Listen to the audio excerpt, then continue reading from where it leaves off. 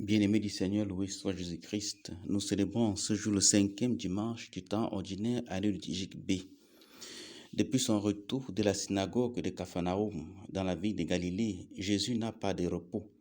Le coucher du soleil qui marque la fin des activités humaines, le moment de repos, est au contraire pour Jésus le moment de s'activer davantage. Dieu ne connaît pas de repos tant que nous sommes submergés par de nombreux maux. Dieu ne remet aucun de nos soucis à demain. Au coucher comme au lever du soleil, Dieu est toujours accessible, toujours disponible, toujours prêt à nous guérir de nos fièvres et de nos diverses infirmités. La fièvre d'un lendemain incertain ou l'infirmité marquant notre statut de spectateur face à des personnes qui dictent nos vies. Notre impuissance à influencer positivement le cours de notre histoire, comme Job dans la première lecture. Dans le livre du Deutéronome, la fièvre est une maladie, mieux l'une des malédictions pour ceux qui n'écoutent pas la voix du Seigneur et ne mettent pas en pratique ses commandements.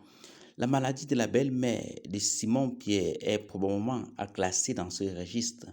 Nous comprenons pourquoi Jésus, aussitôt sorti de la synagogue, lieu d'écoute et de méditation par excellence de la parole de Dieu, se rend au chevet de la belle-mère de Pierre, aux prises avec la fièvre. C'est pour qu'elle écoute aussi cette parole enseignée avec autorité et puissance.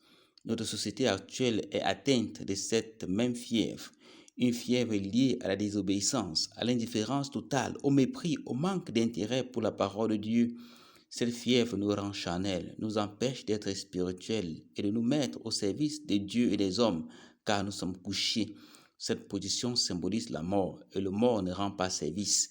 Pour être relevés, ressuscités et déliés, débouchons nos oreilles, ouvrons nos cœurs pour que la parole y entre jusqu'aux jointures de notre âme. Le texte nous signale par la suite que quand il fit jour, Jésus est sorti du lieu où il était. Jésus sort pour deux directions, le désert et la ville. Il va au désert pour rencontrer Dieu dans la prière, puis il va dans les villes pour rencontrer les hommes et annoncer la bonne nouvelle. Telle est aussi la mission du chrétien. Sortir pour écouter Dieu dans la prière et lui appartenir, il doit ensuite aller vers les hommes pour qu'ils bénéficient des grâces qui découlent de sa rencontre avec Dieu.